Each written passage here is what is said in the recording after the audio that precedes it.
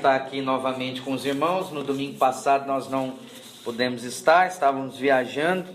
E é sempre um privilégio, uma honra poder estar aqui com você e compartilhar da palavra do Senhor. Abra, por favor, a sua Bíblia lá em Gálatas, que nós estamos aí compartilhando, estudando a respeito da graça de Deus. Estamos já quase encerrando Gálatas capítulo 5. Abre lá, verso 1, deixa aberto.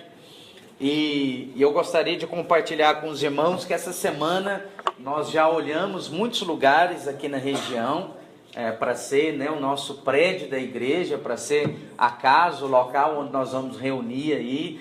Eu estou com um encargo muito forte no meu coração para isso, creio que Deus está nisso também. Já recebi várias fotos dos irmãos, quero agradecer o envio de cada um, peço que você continue mandando. Amém. Todo lugar que você passar, que você vê lá um aluga, se tira foto, manda para mim, veja assim lugares bons para a gente entrar em contato. Eu gostaria que você estivesse orando por isso. Esse mês de julho, essa vai ser a nossa última reunião aqui no hotel durante esse mês. Você pode perceber que nós já estamos um pouco mais vazios. E a tendência é que esvazie ainda mais. Porque esse é um período de férias e você pode e deve viajar, amém? Glória a Deus? Glória a Deus. Você fica acusado de descansar e acusado de não fazer nada. É ótimo, não é? Amém? Amém? Quem vai tirar férias aí? Diga aleluia. Glória a Deus. Aleluia. Eu vou, aleluia e glória a Deus. Segunda-feira estou saindo de férias e o descanso é merecido. Afinal, o próprio Senhor ensinou isso, O 7º dia Ele separou para o descanso e a comunhão com a criação principal dele ali, que era o homem. Então, nesse mês de julho, nós não vamos nos reunir aqui no hotel. Vamos permanecer reunindo nas células, que essa é o nosso encargo, a nossa maneira de reunir, de viver a vida da igreja nas células. E aí o nosso alvo é que para no primeiro domingo de agosto, que se eu não me engano, acho que é dia 7, se alguém puder confirmar aí para mim, primeiro domingo de agosto, nós queremos já estar reunidos no nosso prédio, na nossa casa, em nome de Jesus. Pastor, mas é muito rápido. A vida cristã é uma corrida. Você vai ver, vou ler para você aqui daqui a pouco. E nós temos que correr e correr rápido. O Senhor tem pressa, nós temos pressa também. E Deus está fazendo grandes coisas em pouco tempo aqui. E assim será em nome de Jesus. Essa semana, acho que ontem eu coloquei lá e compartilhei umas fotos de uma casa muito, muito boa que nós achamos aqui na cidade Jardim, bem perto. Depois você pode passar lá, Eduardo Porto 625. É no final da Eduardo Porto, já início ali acho que Perdigão Malheiros, que é uma grande subida, mas Eduardo Porto não, é tranquila, uma rua calma, uma rua acessível. Se você não conhecer pelo nome, é aquela rua lateral do Colégio Loyola. Então, você subindo aqui na Contorno, você entra à direita no Colégio Loyola, já é a Eduardo Porto. Você vai nela até praticamente o final, vai estar do lado esquerdo, número 625.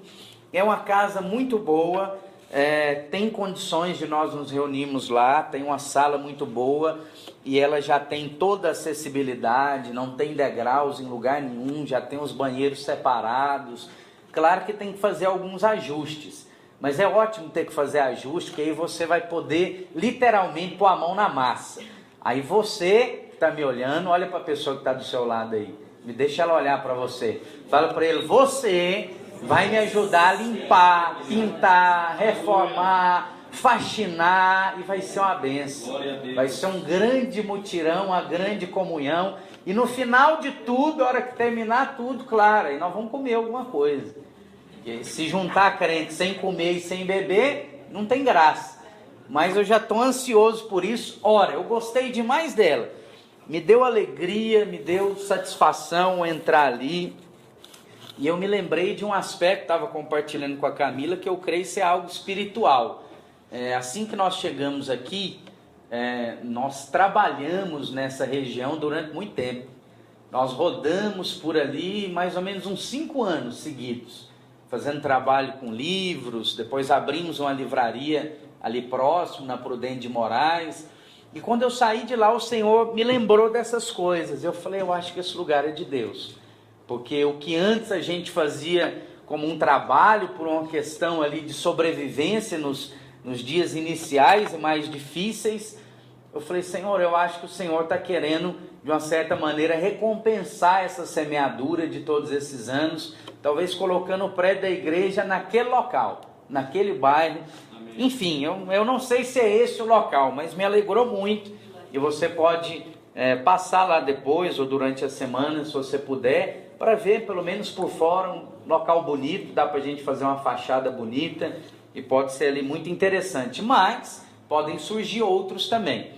Então, qual é a ideia? Como nós vamos fazer esse mês de julho, grande parte dos irmãos vai estar viajando, eu mesmo na segunda-feira estou saindo de viagem, nós vamos nos reunir nas células. E aí no primeiro domingo de agosto, em nome de Jesus, nós já vamos estar no nosso prédio, na nossa casa, o endereço definido, fixo, para a gente fazer aí os cartões, a divulgação, para você chamar seus amigos, parentes e conhecidos, em nome de Jesus, amém? Amém. Vamos orar por isso? Amém.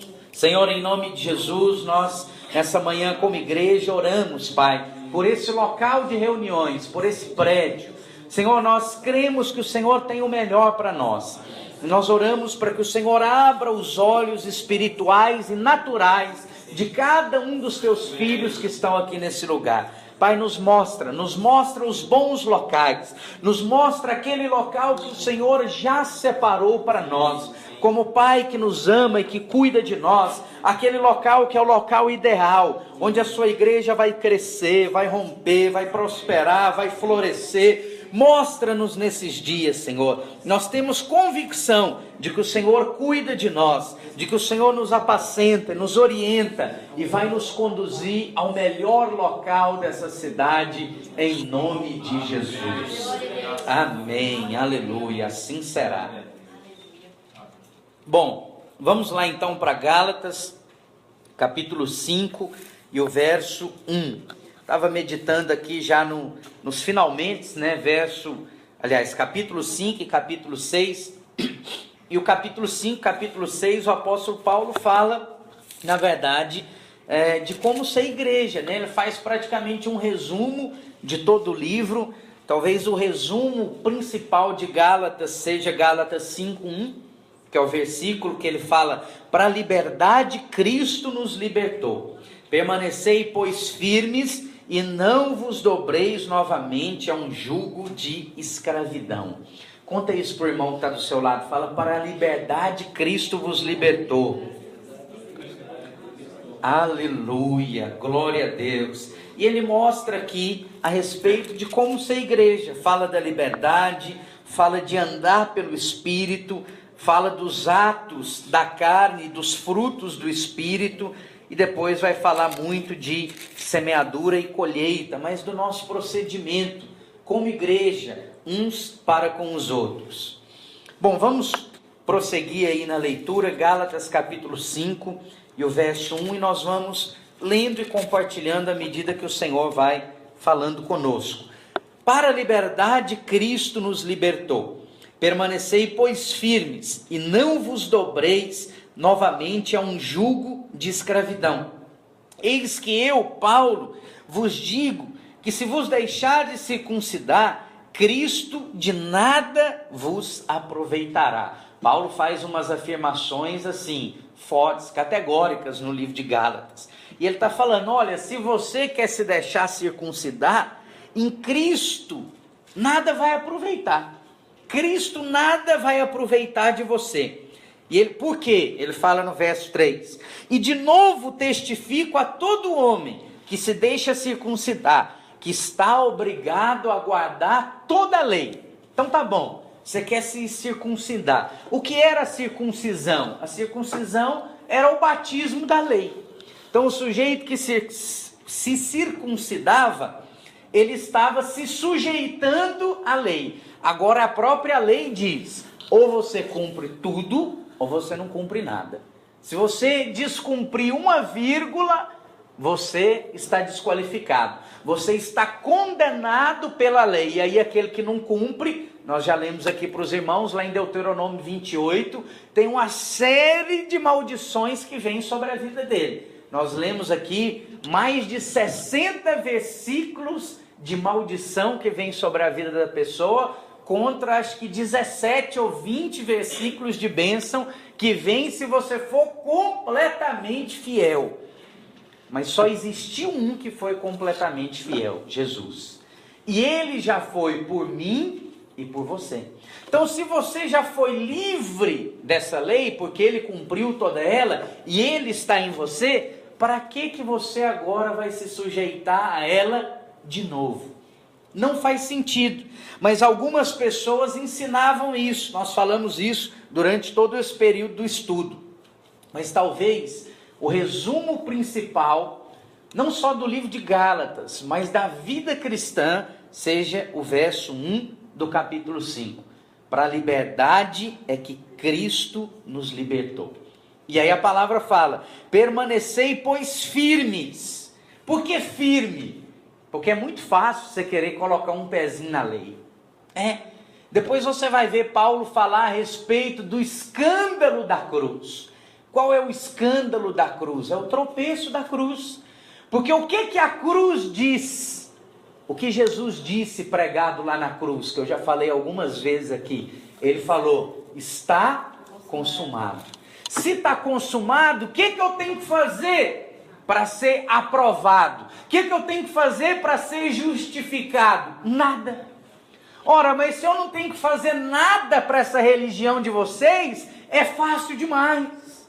É por isso que Paulo coloca: a cruz é um escândalo. Ou seja, a cruz é um tropeço. Cuidado para você não tropeçar nela. Cuidado para você não acrescentar obras do homem. Cuidado para você não acrescentar obras da lei. É isso que os supostos crentes, porque Paulo até questiona se é crente, judaizantes estavam fazendo na Galácia, com os Gálatas. Era assim: não, mas não pode ser só isso. Não é assim não. Tudo bem, tem Cristo, tem a cruz, mas tem também a lei. Você também tem que ter um procedimento, você também tem que ter um padrão. Ora, existe um padrão e um procedimento que acontece na vida de todo crente? É claro que existe, e nós chamamos isso de testemunho, mas ninguém te obriga a ter um testemunho, mas é uma consequência. Se você tem sempre ouvido de Deus, e se você o considera como seu pai e se sujeita a ele, você vai ouvir. Cada vez que você ouve, você vai se adequando. Ou como o pastor Azemar falou aqui, o Espírito vai me ensinando e aí eu vou aprendendo. Agora eu te pergunto, quem convence alguém de alguma coisa? Você consegue? Você não consegue, porque você que está casado aí, está com o seu cônjuge do lado, você já tentou mudar ele de tudo quanto é jeito e não conseguiu. Você só arrumou briga e confusão. Por quê? Porque ninguém muda ninguém.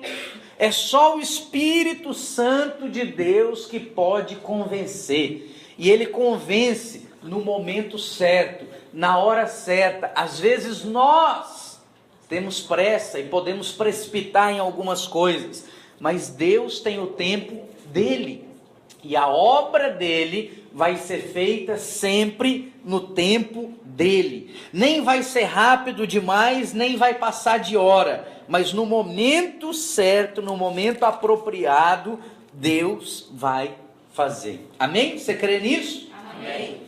Verso 4, separados, olha que forte, separados estáis de Cristo, vós os que vos justificais pela lei. Da graça você saiu, você desencaixou, você está desqualificado para a graça. Por que alguém pode se desqualificar de receber a graça de Deus? O que é a graça de Deus? Qual foi o conceito que nós ensinamos aqui para os irmãos? A graça é o quê? É um favor imerecido. Então, se eu faço coisas para merecer o amor de Deus e a bênção de Deus, eu saí da graça. Porque a graça é o favor imerecido, mas eu estou fazendo por merecer. Então, se você está fazendo por merecer, não vai ter graça sobre a sua vida. Não vai ter. É muito simples. Você não precisa de muita revelação para isso, você precisa de um raciocínio lógico. Se a graça é um favor imerecido, todas as vezes que eu fizer algo para merecer alguma coisa de Deus, eu estou desqualificado. Eu saio da posição de receber a graça.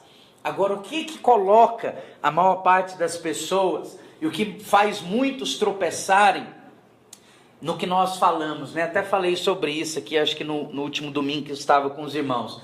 Nós falamos do evangelho da graça. Não existe o evangelho da graça. É um único evangelho. É o único e verdadeiro evangelho. Não tem o evangelho da graça e o evangelho da lei. A lei não é evangelho. Evangelho é a boa nova de Cristo. Esse é o evangelho. E qual foi a boa nova de Cristo? Graça. A graça foi a boa nova de Cristo. É o está consumado, é o tetelestai. Ele é que é a boa nova de Cristo. Só que como Cristo nos trata? Na liberdade completa e absoluta. Você foi criado por Ele. Em um determinado momento Ele te toca e te chama, você crê e confessa a Ele, você é batizado, você se torna filho de Deus. Ele agora é seu dono, é seu Senhor, mas Ele te obriga a fazer alguma coisa, sim ou não? Por que você veio aqui hoje? Deus te obrigou a vir aqui? Ele falou, não, se você não... Esse é o pensamento do legalista. Se eu não for, meu domingo não vai ser bom. Vai dar tudo errado. Eu preciso de ir lá. Não, esse é o pensamento do religioso. Ele faz as coisas teoricamente para Deus, mas não é para Deus, é para ele. É para livrar a consciência dele. É para ele se sentir um pouco melhor. É para ele se justificar. Na boca do sujeito é para Deus, mas não tem nada de Deus. E não tem nada que envolva a Deus. Ele faz para ele mesmo. Mas veja, Deus, Ele é o nosso Criador, Ele é o nosso Pai e Ele é o nosso Senhor. Senhor, Ele é o dono. Ele poderia fazer com você tudo o que Ele quisesse. Mas Ele não faz. Ele deixa o controle completamente para você. Você que resolve. Você quer ir no culto? Vai. Você não quer, não vai.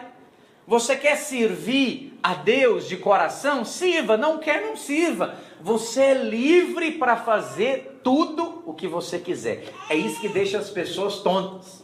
Porque ela quer um norte, ela quer um parâmetro. Ela quer o quê? O que a maioria das igrejas faz. Eu vou pôr tudo na cartilha, o pode e o não pode. E aí você tem que obedecer isso aqui. E aí vai ser muito simples você ser crente. Não, não vai. A partir do momento que eu pego a cartilha de qualquer ministério e vou seguir a cartilha, eu deixei de ser crente.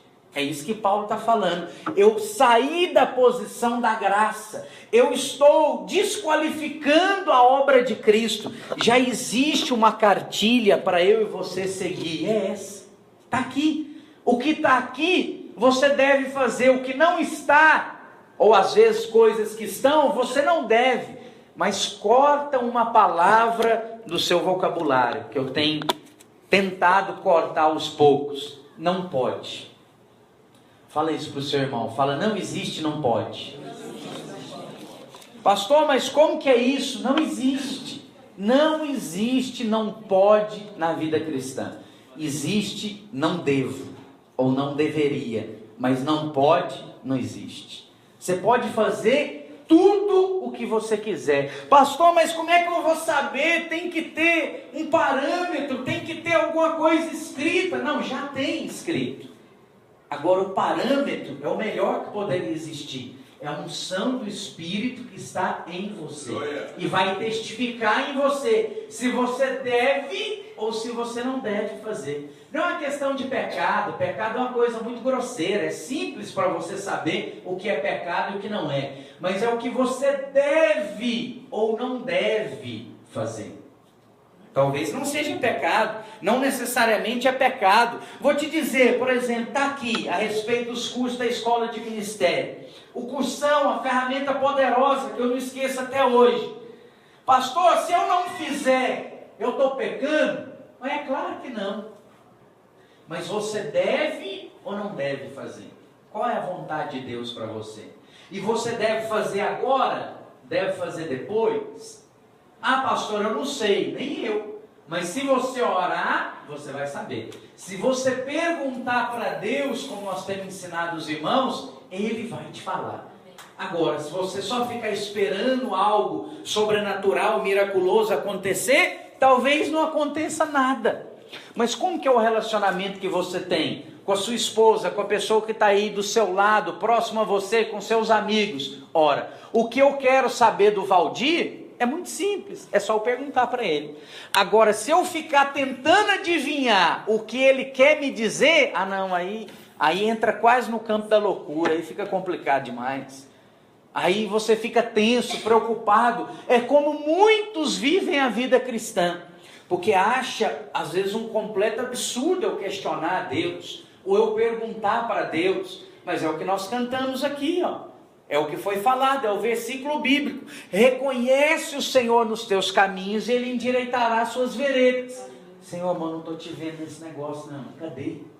Me explica. Por que aconteceu isso? Por que está acontecendo isso na minha vida? Fala comigo, eu não estou conseguindo entender. Quando você vai ter essas respostas? Simples. Quando você fizer as perguntas.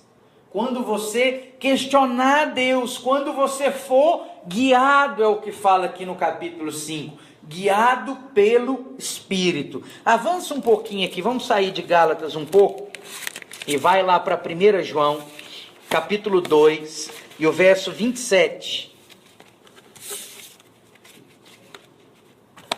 1 João 2, 27. Paulo fala em Gálatas que para a liberdade Cristo os libertou. E ele fala também que todas as coisas nos são lícitas, mas nem todas convêm. E aí pode ficar a pergunta, como é que eu vou saber o que convém e o que não convém? Então, se você juntar Paulo com João, você vai ver, é muito simples, é muito claro. 1 João capítulo 2, verso 27, perdão. E quanto a vós, a unção que dele recebestes fica em vós. Ela fica, não vai embora. E não tendes necessidade de que alguém vos ensine, mas como a sua unção vos ensina a respeito de todas as coisas, e é verdadeira, e não é mentirosa, como vos ensinou ela, assim nele permanecei. Ora, o que fica em você quando eu estou falando aqui? Eu posso falar algo para você que pode não ser verdadeiro, mas e aí? Aí o que vai acontecer em você? Ora, conforme eu ou qualquer pessoa vai compartilhando ou vai pregando para você, acontece algo interno em você. Lá no seu espírito, Deus vai testificando, é isso mesmo. Isso é verdade. E você vai absorvendo. E outras coisas que você ouve por aí, que você possa ouvir no rádio, que você possa ouvir na televisão, pode não testificar. Como lá na minha célula, eu compartilhei sexta-feira um vídeo de um pastor, que eu, graças a Deus, nem sei quem é e nem de onde é, pedindo dízimos e ofertas. E eu falei para os irmãos, isso aqui é tudo, menos evangelho. Eu falei, me perdoa, mas isso é um estelionatário. E é o que eu acho mesmo. E é o que a Bíblia vai considerar. Agora, por que você assiste aquilo e talvez, como aconteceu comigo, possa te dar um asco, possa te dar nojo ao ouvir aquilo? Porque não testifica no Espírito. O Espírito reprova na hora. Por que ele reprova na hora? Porque você tem andado pelo Espírito. Porque você tem sido ensinado a andar pelo Espírito. E tem sido apresentado para você o verdadeiro Evangelho. E quando você começa a ouvir, e quando você começa a crer e a praticar, você passa a não aceitar qualquer coisa. Mas é pastor, mas é crente, mas está falando da parte de Deus, mas não testifica, eu não vou ouvir isso, eu não vou aceitar isso. É como lá os crentes de Bereia, ouviam, mas peraí, deixa eu ver se está certo, deixa eu ver se testifica, deixa eu ver se isso realmente é verdadeiro, porque a Bíblia você pode pegar e levar para o lado que você quiser. Você sabe, o texto fora do contexto vira pretexto para qualquer tipo de coisa. E é isso que muitos fazem, muitos crentes, muitos pastores, muitos ministérios, pegam aquele texto, tiram ele completamente do contexto e usam ele de pretexto para fazer, para pedir, para reivindicar qualquer coisa. Se você for reparar, essas campanhas mirabolantes que tem por aí, você vai ver que 99,9% delas são textos do Antigo Testamento retirados do seu contexto. E aí são usados como desculpa, como pretexto para fazer a determinada campanha. Agora, olha o tanto que Deus é gracioso. O sujeito pode estar fazendo aquilo com o coração errado, de maneira errada, com o intuito de ganhar e de arrecadar dinheiro para si.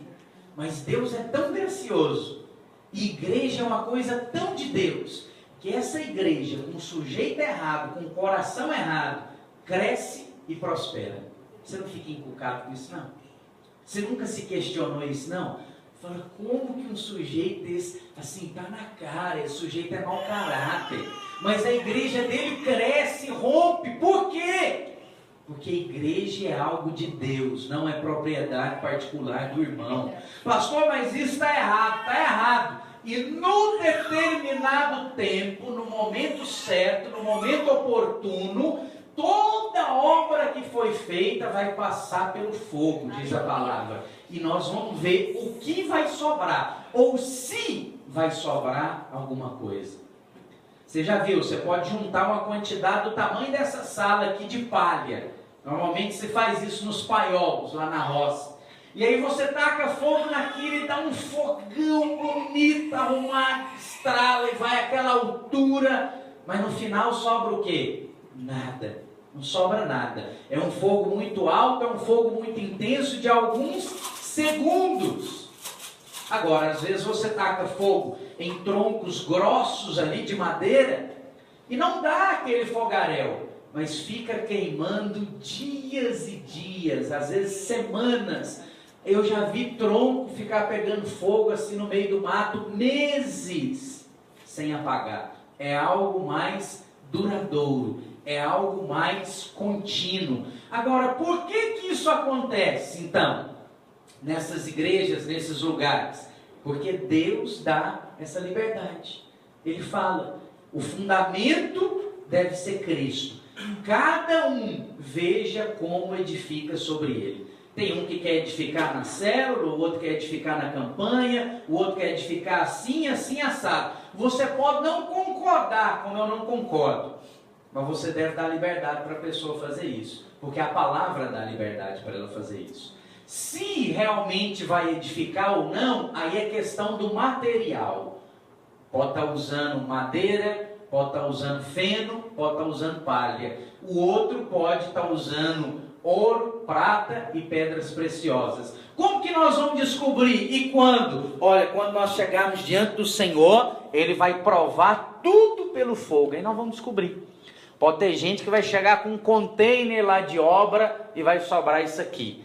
E às vezes um irmão pode chegar lá, um líder de célula pode chegar lá com um pouquinho de obra assim nas suas mãos, mas passa pelo fogo e fica tudo, e sobra tudo, e o fogo só faz refinar e purificar. Aí vai ser colocado na balança e nós vamos ver o que realmente vai ficar. Mas por que eu estou falando tudo isso? Porque Deus dá essa liberdade. Deus dá essa liberdade. Se o Senhor dá, nós também devemos dar.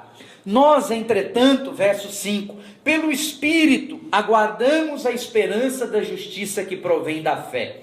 Porque em Cristo Jesus nem a circuncisão, nem a incircuncisão vale coisa alguma, mas sim a fé que opera pelo amor. Aí ele coloca uma pergunta: corrieis bem? Quer dizer, corria. Ou seja, a obra de Deus e a vida cristã é uma corrida. Chama seu irmão para correr e fala para ele, vamos correr. Essa parte é a que eu gosto, acelera. Quem vos impediu de obedecer à verdade?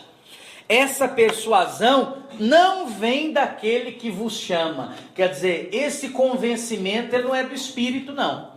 Porque essa obra não é do Espírito. Um pouco de fermento, uma palavra de cautela, um pouco de fermento, fermenta a massa inteira. Confio de vós no Senhor, que de outro modo não haveis de pensar, mas aquele que vos perturba, seja quem for, sofrerá a condenação. Vou ensinar algo para os irmãos.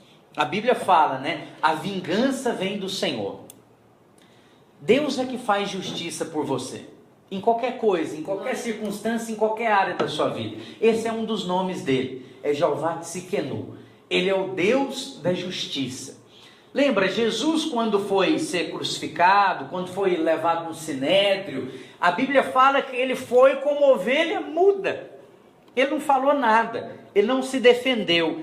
E tem uma frase do Otmani que eu acho muito joia. Ele fala, para aqueles que me conhecem, não é necessário que eu me defenda. E para aqueles que não me conhecem, não adianta que eu me defenda. Porque não me conhecem, não vão acreditar. Agora, quem me conhece, é desnecessário. Eu posso estar sendo injustiçado da maneira que for. Eles me conhecem. Eles sabem se isso é verdade ou não. Não é necessário eu ficar colocando no jornal e argumentando e me defendendo. Não, não é. Deus é o seu juiz. E aqui o apóstolo Paulo, ele coloca essa confiança dele claramente. Olha, eu sei que vocês não pensam de outra maneira. Eu sei que vocês conhecem o verdadeiro evangelho, que é a graça de Deus. Mas aquele que vos perturba também, seja quem for, vai sofrer condenação. Eu não quero saber quem é. Talvez se fosse alguém nos nossos dias, falava assim, eu gostaria de saber, eu quero saber, me fala o nome. Quem é esse sujeito que está indo ensinar essas coisas para vocês? Eu vou atrás dele, eu vou dizer umas verdades para ele, eu vou atrás do pastor dele, eu vou reclamar disso. O que Paulo fala? Fala, não, ele vai ter a paga dele, ele vai ter a condenação, deixa quieto, deixa como está, mas eu oro para que Deus tenha misericórdia desse sujeito. Mas o que ele está plantando é o que ele vai ensinar no capítulo 6. O que ele está plantando, ele vai colher, porque de Deus não se zomba. Continua aí, verso 11. Eu, porém, irmãos, se é que prego ainda a circuncisão, então por que eu sou perseguido? Nesse caso, o escândalo da cruz. O original dessa palavra aqui, escândalo, é tropeço. O tropeço da cruz estaria aniquilado. Tomara que se mutilassem aqueles que vos andam inquietando. Paulo fala umas coisas fortes, né? Talvez se você falasse isso, que isso, pastor? Você está jogando praga. Ó, se é praga, Paulo jogou também. Tomara que seja mutilado esses que estão falando isso para vocês, que estão inquietando vocês. Porque vós, irmãos, fostes chamados à liberdade. Aleluia. Fala isso para a pessoa que está do seu lado. Fala, seu chamado é a liberdade. Glória a Deus. Agora, qual que é o medo dos pastores em pregar a graça? Aí vai virar bagunça, pastor. Aí não tem ordem nesse negócio. Aí cada um pode fazer o que quiser. Como que é isso? Mas deixa eu te perguntar, quem põe a ordem é o homem ou é Deus? Quem põe a ordem é Deus. Quem vai pôr ordem é quem opera dentro de você. É quem está aí habitando em você, que é o Espírito Santo, e que vai te guiar, como o apóstolo João falou. Porque vós, irmãos, fostes chamados à liberdade, mas não useis da liberdade para dar ocasião à carne. Antes, pelo amor. Isso aqui é o padrão de ser igreja. Pelo amor, servivos uns aos outros. A expressão que mais caracteriza a igreja é essa: uns aos outros, ou uns pelos outros. Isso é ser igreja. Ser igreja é você saber que o seu irmão está passando dificuldade e você se prontifica a servir, a ajudar. Não estou falando de dinheiro, não estou falando de você socorrer ali, talvez você não tenha condições para isso, mas talvez é só ouvir, é só dar atenção, é só dar importância, é só falar: irmão, a única ajuda que eu posso te dar agora é orar por você. Ótimo, tá ótimo. Às vezes você só quer ser ouvido. Às vezes tudo que é necessário é saber que a outra parte se importa com você. Porque se tem uma coisa que é ruim, é você ser desprezado. É muito melhor você ser perseguido do que você ser desprezado. Quando você é perseguido, você sabe que existe um sentimento da parte daquela pessoa por você. Mas quando você é desprezado, você fica com a sensação de que não há sentimento algum. Nem ela ama e nem ela odeia. Ela te despreza. Se você existisse no mundo ou não existisse, dava no mesmo. Não faz diferença alguma. Deixa eu falar um negócio para os irmãos. Isso não é vida cristã. Isso não é evangelho. Isso não é ser crente. Desprezar, deixar de lado, deixar de servir, deixar de abençoar quando você pode. Isso sim é pecado. Porque a Bíblia está falando claramente para servir uns aos outros. Você pode servir com seus bens, você pode servir com a sua boca, você pode servir com a sua oração, você pode servir com o seu ouvido, que às vezes é o que mais é necessário.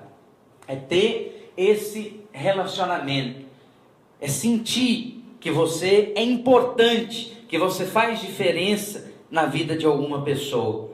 Pois toda lei, verso 14, já que vocês gostam de lei e quer falar de lei, se cumpre numa só palavra, a saber, amarás ao teu próximo como a ti mesmo. Não tem melhor parâmetro para viver a vida cristã do que esse. O que você está fazendo, ou a maneira que você está o tratando, é a maneira que você trata a si mesmo, é o comportamento que você tem consigo mesmo, é o cuidado que você tem consigo mesmo. Se é, glória a Deus, você está expressando a vida cristã. Se não é, não está de acordo com a palavra. Precisa melhorar. Ah, mas eu vou me condenar então, eu não sou crente, eu não presto, eu não vivo a vida cristã. Não, você está como eu, como todos nós aqui, aprendendo. Mas se Deus toca no seu coração, à medida que você ouve determinada palavra ou determinado ensinamento, e você percebe que você tem que mudar algo ou mudar com alguém, mude. Peça para Deus te dar essa graça. Porque às vezes com o passar do tempo nós vamos nos acostumando com coisas, vamos nos acostumando com pessoas. E a nossa tendência é muitas vezes de tratar com honra e de servir, muitas vezes os que vêm de fora, os relacionamentos mais recentes, e deixar de lado os que são mais íntimos, os que são mais próximos. Por quê? Porque às vezes você se acostuma com isso. E você pensa: não, esse irmão aí, qualquer jeito que for tá bom para ele, qualquer jeito funciona. E às vezes você pode perder isso. Nós fazemos isso na família. Muitas vezes nós tratamos melhor aqueles que vêm de fora do que aqueles que estão conosco dentro da casa. E muitas vezes somos questionados a respeito disso. E sabe que os questionamentos estão certos? Eu não estou dizendo que você tem que servir a sua família e abandonar a sua fé ou nada desse tipo, porque na verdade a Bíblia fala que a família principal é a família da fé, é a família cristã. Mas você não nasceu naquela casa por acaso, você não casou com aquela pessoa por acaso, você não entrou naquela família por acaso, porque veja, a pessoa com quem você vai casar, você até escolhe. Mas a família que você nasceu, quem escolheu? Não tem jeito de você escolher. Mas normalmente a gente tem a tendência de, porque o fulano é enjoado, porque o ciclano é isso, é aquilo. Mas para se fazer uma pergunta: por que você nasceu naquela casa? Porque você está no meio daquelas pessoas. Filho também a gente não escolhe. Ou você determina: não, eu quero é menino. E vai chamar fulano de tal, e ele vai ser assim, assim, assado. Talvez você pode falar: quero menino, e nasce menina. E você pensa: vai ser assim, assim, e não é nada daquilo que você pensou. Você não pode determinar isso, mas pensa: por que Deus então me deu esses filhos? e me deu dessa maneira, e me deu com esse comportamento, adianta você ganhar o mundo todo lá fora e perder a casa? Também não adianta. Mas também você não deve deixar de servir a Deus para ficar o tempo todo em função da sua casa, porque Jesus também ensinou isso. Tem que aborrecer pai, mãe. Aborrecer é uma coisa, largar também é outra, é completamente diferente. Vai ter que ser sempre contrariado, sempre vai ter essas ocasiões, é inevitável. Mas lembra, esse é o primeiro contato, é a primeira casa, é a primeira célula, ou até mesmo o seu testemunho pode ficar comprometido, desqualificado. Toda a lei se cumpre numa só palavra: amarás o teu próximo como a ti mesmo. Se vós, porém, vos mordeis e devorais uns aos outros, um se vira contra o outro, está um falando do outro, está um reclamando e aquela confusão toda, vede que não vos consumais uns aos outros. Aí ele ensina, ora, se uma hora é para eu aborrecer, se outra hora é para eu me dedicar, então eu não sei o que eu faço. Como é que eu tenho que proceder? Verso 16, andai pelo Espírito, e não haveis de cumprir a cobiça da carne. É assim. Só que a nossa dificuldade, às vezes, de viver a vida cristã, é que é muita liberdade. Vamos ser honestos, é muita liberdade. É tanta liberdade que às vezes você fica sem parâmetro.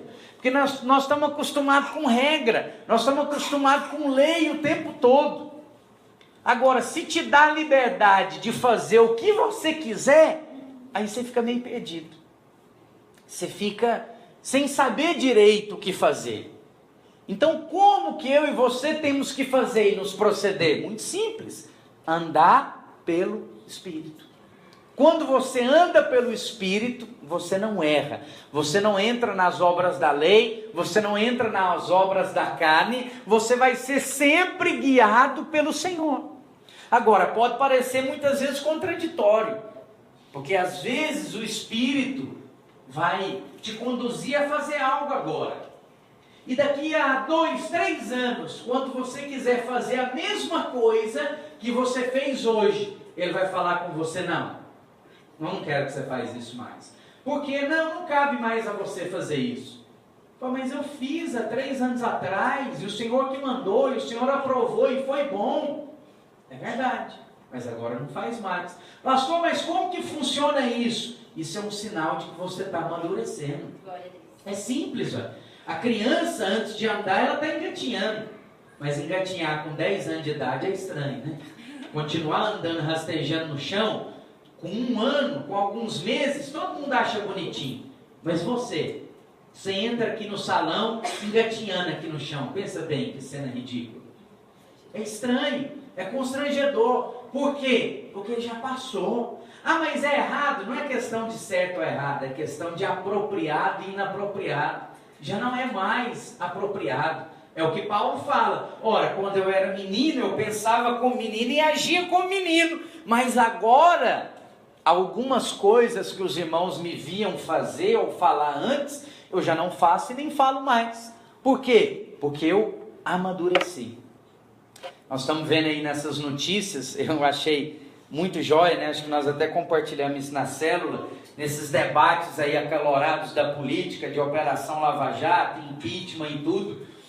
Uma senadora colocou lá para um senador que estava na comissão do impeachment, que ele, como quem diz, você é desqualificado para estar aqui, porque você é o único senador aqui representado que votou contra o impeachment do ex-presidente Collor. Aí todo mundo olhou para ele e falou, ixi, agora pegou ele. E agora, vai falar o quê? Eu achei muito, foi uma palavra de sabedoria, que Deus deu para ele ali naquela hora. Ele falou, é verdade, eu votei contra mesmo, e agora eu sou a favor, mostra que eu evoluí, eu amadureci. E é verdade, é isso que acontece. Por que que antes era não, e agora é sim? Amadureci. A minha opinião era uma, agora é outra. A minha idade era uma, agora é outra. A minha experiência era uma, agora é outra. A minha revelação era uma, e agora é outra. Faz toda a diferença. A vida cristã é algo dinâmico. E se você andar pelo Espírito, você nunca vai errar. Porque a carne, verso 17, luta contra o Espírito contra a carne. E este se opõe frontalmente. Se é carne, não é espírito. Se é espírito, não é carne. Você vai ter que escolher, ou anda por um, ou anda por outro. Não tem jeito de andar pelos dois. Não tem jeito de servir a dois senhores. O Senhor falou isso. Às vezes você pode achar que é só dinheiro e riqueza, né? Deus e riqueza. Não, não é. É carne e espírito. É sempre essa opção. Sempre essas obras. Você vai ter que escolher. Estes se opõem um ao outro, para que não façais o que quereis. Mas, se sois guiados pelo Espírito, não estáis debaixo da lei. E se não está debaixo da lei, não está debaixo da condenação, não está debaixo da acusação, não está debaixo de maldição. Tudo isso já ficou lá naquela cruz. E lembra sempre dessa frase. É uma boa frase para você fazer um quadro, para você colocar lá na sua casa. Talvez para você colocar no umbral da porta, assim, que as pessoas gostam de colocar coisas, às vezes místicas. Um negócio para você ver e lembrar sempre. Você poderia escrever até para ficar mais bonito. E para todo mundo te perguntar o que é, e se é pregar para a pessoa, escreve lá assim, tetelestai. Aí todo mundo vai falar, o que é isso aí? Como é que é?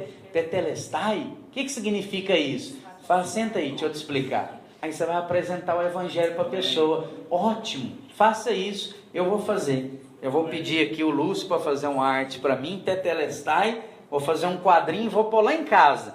Todo mundo que vê vai perguntar e eu vou pregar para ele que está consumado, aleluia. Verso 19. Ora, as obras da carne são manifestas, as quais são a prostituição, impureza, lascívia, idolatria, feitiçaria, inimizades, contendas, ciúmes, iras, facções, dissensões, que são divisões, os partidos, as invejas, bebedice, orgia e coisas semelhantes a essa, contra as quais vos previno, como já antes vos preveni, que os que tais coisas praticam, não herdarão o reino de Deus.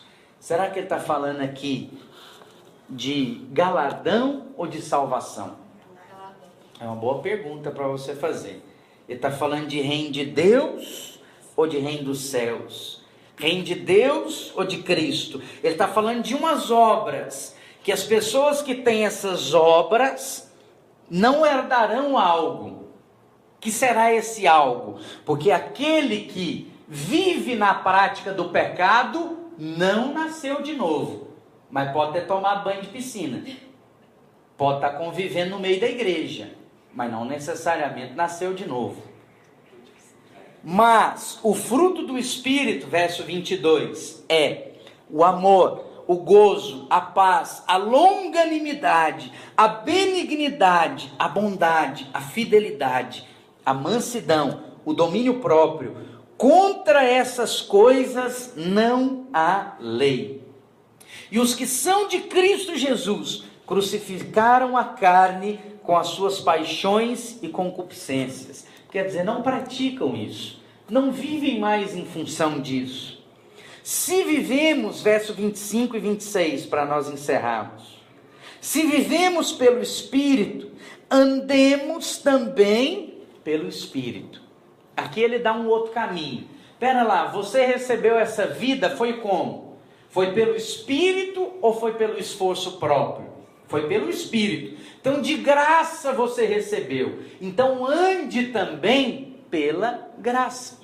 Ande também pelo Espírito. E não pelas obras da lei. Verso 26. Não nos tornemos vangloriosos. Quer dizer, e não se torne presunçoso, porque você agora talvez tenha um comportamento mais louvável e mais aprovado do que outras pessoas, porque talvez você tenha uma fala mais eloquente. Não se vanglorie por causa disso, provocando uns aos outros, invejando uns aos outros. Fica de pé no seu lugar. Os irmãos do louvor podem vir aqui à frente. Vamos orar por isso.